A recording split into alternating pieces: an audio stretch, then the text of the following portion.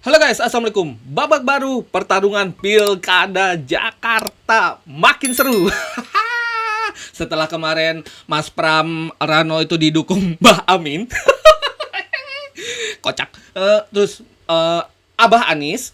Nah, sekarang ada yang turun gunung. Pak Jokowi turun gunung dukung RK Suswono, guys.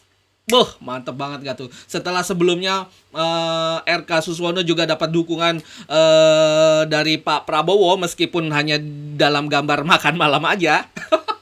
Tapi itu udah jadi bukti untuk arah dukungannya kemana ya guys. Yaudah yuk langsung aja kita lihat pemaparannya seperti apa. Karena gue yakin pertarungan di DKI Jakarta ini bukan hanya sekedar antara Mas Pram dan RK, tetapi ada sosok-sosok di baliknya guys. Let's go, kita sikat videonya guys. Bagi yang tidak punya logika, skip aja. Pertarungan gubernur di Jakarta semakin menarik. Jokowi dan Presiden Prabowo sudah menyatakan mendukung Ridwan Kamil secara terang-terangan. Jokowi bahkan membuat sebuah video di mana dia berkata, "Saya Ridwan Kamil." Sementara Anies Baswedan sudah menyatakan mendukung Pramono Anung Rano Karno. Dukungan Anies ini juga nampaknya sudah bulat diterima oleh PDIP. Bahkan Basuki Cahayapurnama atau Ahok sudah menerima kehadiran Anies ini. Dukungan Ahok sangat penting karena kita semua ingat bagaimana Ahok pada tahun 2016-2017 yang lalu ditumbangkan bahkan dipenjarakan oleh kelompok-kelompok pendukung Anies. Benar. Anies sendiri tidak pernah bicara apa-apa soal keminoritasan Ahok. Tapi ketika Anies terpilih dalam pidato pertamanya sebagai gubernur, ia bilang kemenangannya adalah kemenangan pribumi. Sangat rasis. Rasis. Ya tapi Pak Ahok juga bisa apa ya kalau Ibu Suri sudah berbicara dan mengiyakan? Kocak. Ini bahwa Ahok ternyata mendukung Anies menunjukkan Ahok merasa bahwa tak ada pilihan bagi dirinya selain mendukung Anies sebagai seorang petugas partai di PDIP. Dia bukan sedang mengkhianati keyakinan yang ia perjuangkan selama ini. Dia hanya sedang berperan sebagai petugas partai di bawah perintah Megawati. Ini semua menunjukkan pertarungan gubernur di Jakarta bukan cuma soal kecakapan memimpin atau ideologi. Rakyat Jakarta selayaknya bersyukur bahwa mereka punya dua calon gubernur yang punya kualitas sejajar. Ridwan Kamil adalah seorang mantan gubernur yang sukses membangun Jawa Barat. Pramono Anung memang belum pernah menjadi kepala daerah, tapi dia adalah orang yang dipercaya dalam pemerintahan Jokowi. Nomor 2 berarti nggak diperhitungkan ya? Jadi ada dua calon gubernur yang sebetulnya bisa banyak diharapkan untuk memimpin Jakarta. Masalahnya bukan pada kualitas kedua pasangan yang bertarung. Masalah ada pada orang-orang di belakang kedua pasangan. Sudah banyak media menggambarkan pertarungan di Jakarta adalah pertarungan antara PDIP melawan Jokowi Prabowo. PDIP sudah banyak kehilangan dalam pemilihan presiden dan pileg tahun ini. Jagoan mereka, Ganjar Pranowo, berada di urutan buncit dalam pilpres. 16%. PDIP masih menjadi partai dengan suara terbanyak dalam pemilihan anggota DPR, tapi suaranya menurun signifikan. Benar. Di masa pembentukan kabinet, PDIP sebenarnya masih berharap untuk memperoleh rangkaian posisi menteri.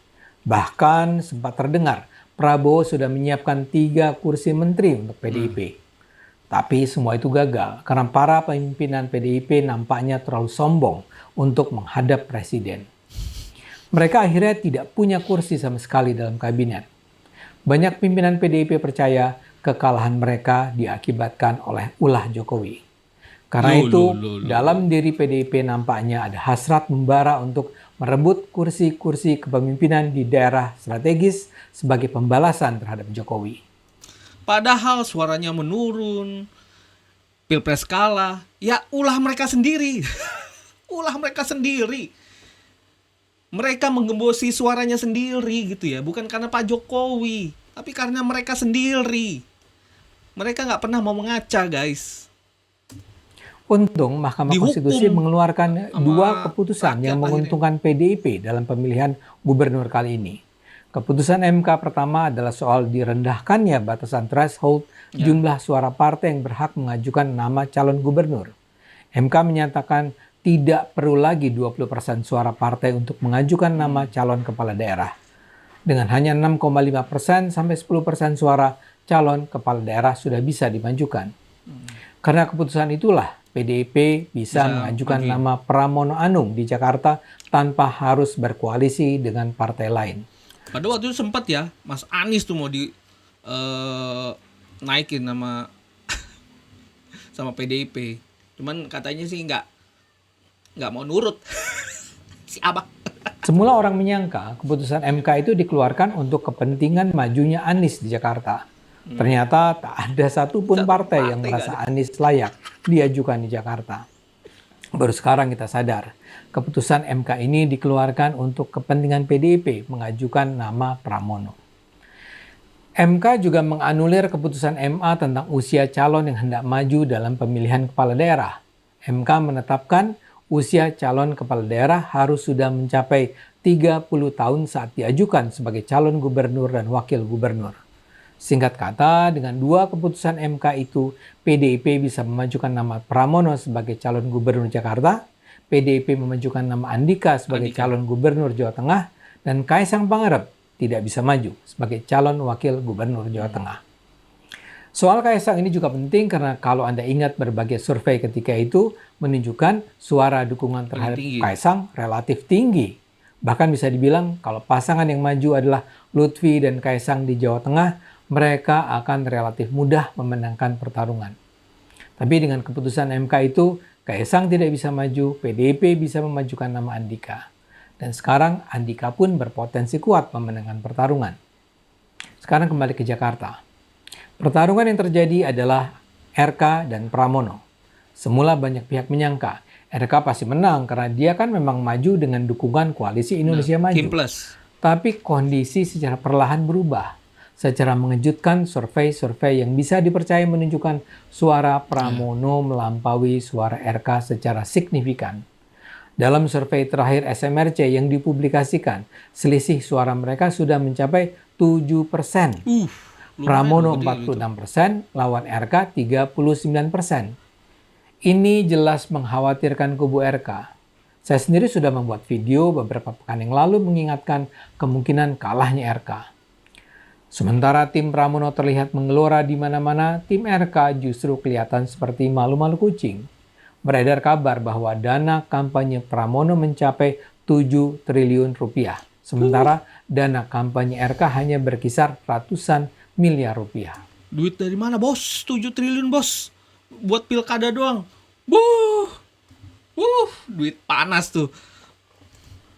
Jumlah alat peraga kampanye Pramono jumlahnya berlipat-lipat dari RK.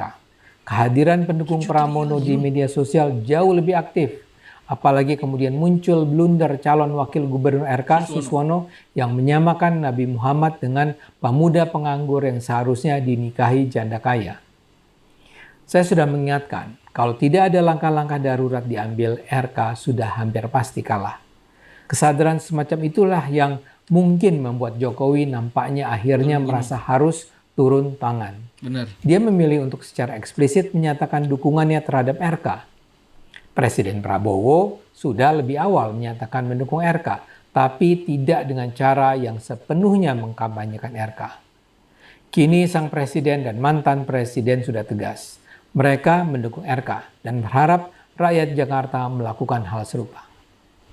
Saya percaya Jokowi dan Prabowo tidaklah menolak Pramono. Di masa pemerintahan Jokowi, Pramono dikenal sebagai menteri yang bisa dipercaya.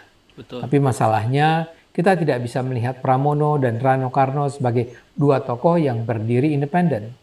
Mereka adalah dua petugas partai PDIP yang akan menjalankan perintah Megawati. Dan itulah yang saya rasa membuat Jokowi dan Prabowo tidak bisa membiarkan Jakarta lepas ke tangan Pramono dan Jawa Tengah lepas ke tangan Andika. Apalagi sekarang Anies hadir sebagai pendukung Pramono. Anies adalah mantan gubernur yang memiliki dukungan kuat terutama di kalangan kelompok-kelompok Islam konservatif. Mereka akan jadi faktor penting dalam memperkuat suara Pramono. Dan kalau Anies menjadi salah satu faktor pengangkat suara Pramono, bukan tidak mungkin kubu Anies akan turut berperan menentukan dalam pemerintahan Jakarta nanti.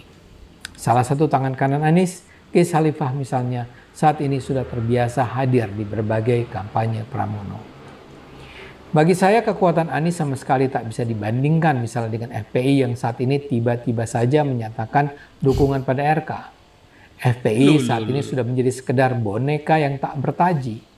Mereka misalnya menggelar acara reuni 411 di awal November, tapi pesertanya cuma ratusan orang. Lah, kok bisa dukung RK? Lu harusnya kan ngintil Abah gitu ya. Lah, sedangkan di RK kan ada Pak Jokowi yang selama ini kalian hantam terus ya kan. Mereka mendekat ke RK karena mereka masih berharap mendapat kaitan kekuasaan. Jadi sekarang konstelasinya sudah semakin tegas. Saya sebagaimana partai di mana saya berada, PSI, jelas mendukung Ridwan Kamil. Saya percaya kelompok-kelompok yang memperjuangkan keberagaman, toleransi, dan pluralisme juga akan mendukung Ridwan Kamil. Track record RK dalam soal perjuangan keberagaman dan perjuangan pemberdayaan perempuan tak bisa dilupakan. Apalagi seperti saya katakan di awal, Jokowi dan Presiden Prabowo jelas mendukung Ridwan Kamil dan Suswono. Sementara Anies Baswedan mendukung Pramono dan Rano Karno. Rakyat juga yang nanti akan menentukan siapa yang akan memimpin Jakarta. Ayo gunakan akal sehat, karena hanya kalau kita gunakan akal sehat, Indonesia akan selamat. Itu deh guys, kekuatan-kekuatan besar di balik para calon-calon pemimpin di Jakarta ini guys. Gimana menurut kalian? Kalian pilih siapa? Kalian dukung siapa? Tulis di kolom komentar. Kita ketemu lagi di konten gua berikutnya. Bye, assalamualaikum. Peace.